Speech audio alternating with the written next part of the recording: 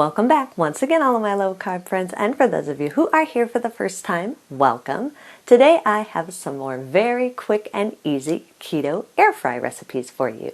Today we're going to learn how to make keto air fried chicken thighs, keto jalapeno popper balls, and if you want printable versions of these recipes, you can check out my website at janetsdeliciouslowcarbkitchen.com. You can find printable versions of these recipes and other goodies there for you. And if you're new to the channel and you want to see lots of easy, delicious, low-carb keto recipes, make sure you click that subscribe button and click the notification bell that's right next to the subscribe button. That way you can be notified every time I put out new videos every Wednesday and Saturday. And if you'd like to help support the channel, make sure you scroll down in the description of the video. You'll see some affiliate links. Anytime you purchase anything using those affiliate links, a small portion of your purchase will go to me and help support the channel. So, while you do all that, let's get cooking.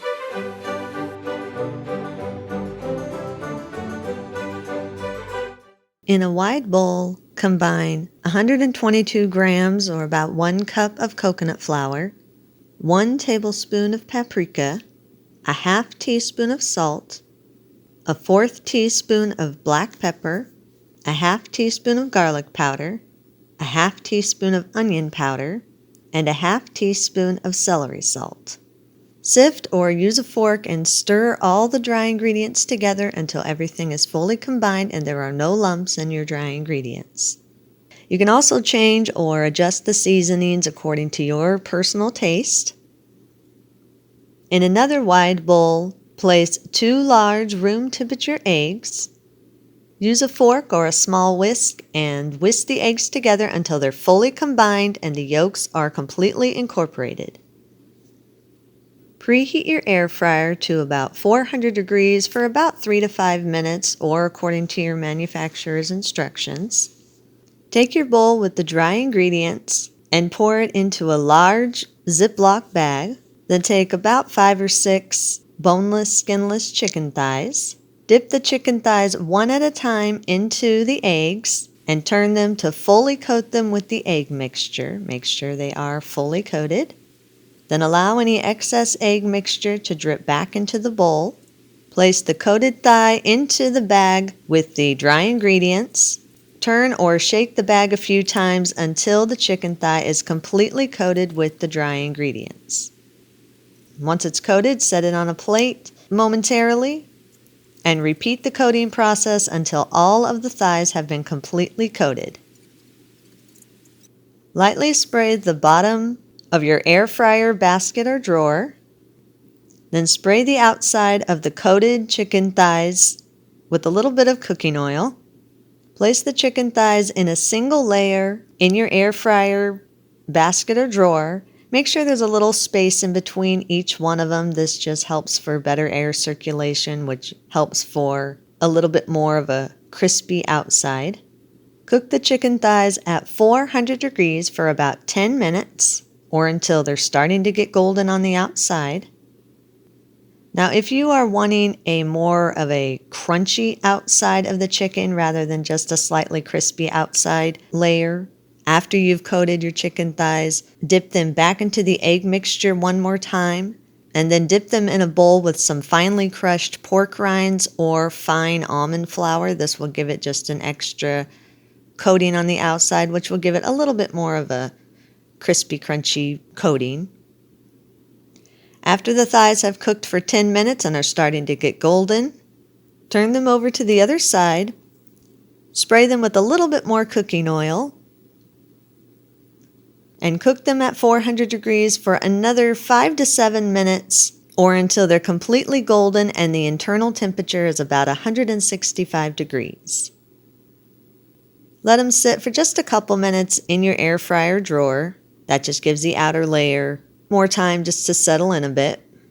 Remove the chicken thighs, place them on the serving platter of your choice. Serve them hot with the side dishes of your choice.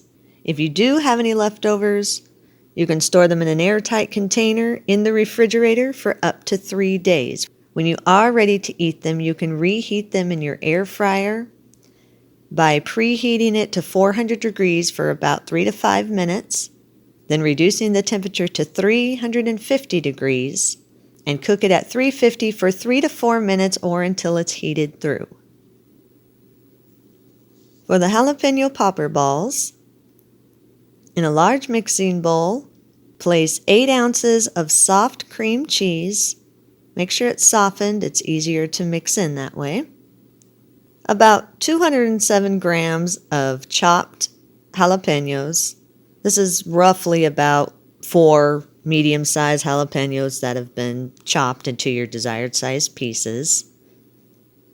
Add about 6 ounces of cooked bacon that's been finely crumbled. You can use more or less of the bacon depending on how much bacon you want in your jalapeno balls.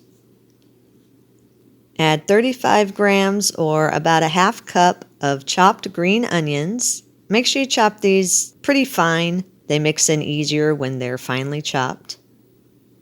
Add 154 grams or about 2 cups of the shredded cheese of your choice.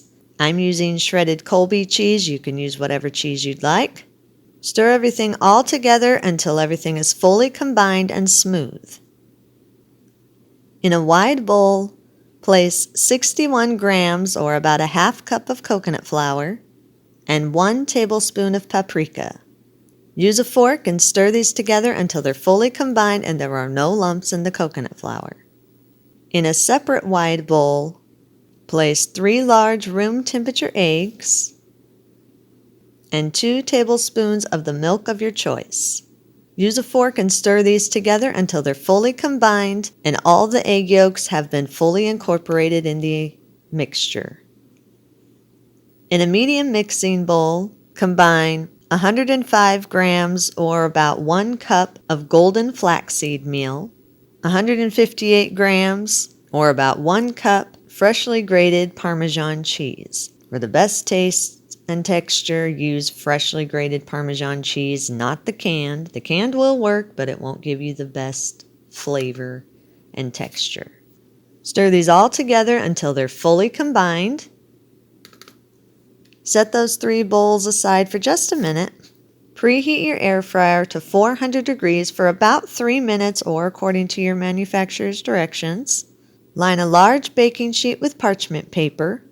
Take the bowl with your cream cheese filling mixture and scoop the mixture out about 1 to 2 tablespoons at a time and place it onto the prepared baking sheet. Form each scoop into a tight ball that's roughly around 1.5 to 2 inches in diameter, or according to your desired size. You can make them as big or as little as you want to. Make sure they are a tight, smooth ball. Place the balls one at a time into the coconut flour mixture. Roll the ball around until it is fully coated with the coconut flour mixture. Then place the coated ball into your egg mixture and roll the ball around a little bit to coat it with the egg mixture. Make sure it's completely coated. Then place the ball into your flaxseed Parmesan mixture and again roll the ball around until it is fully coated with the flaxseed Parmesan mixture.